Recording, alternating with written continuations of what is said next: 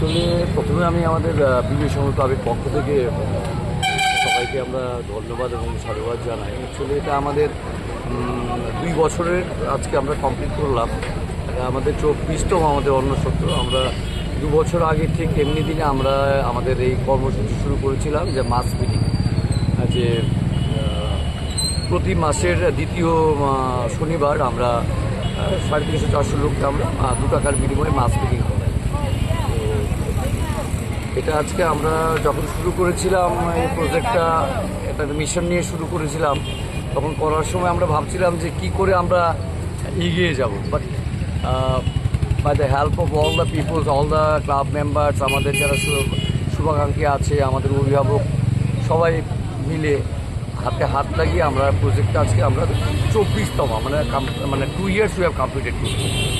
so it's our কী বলবো,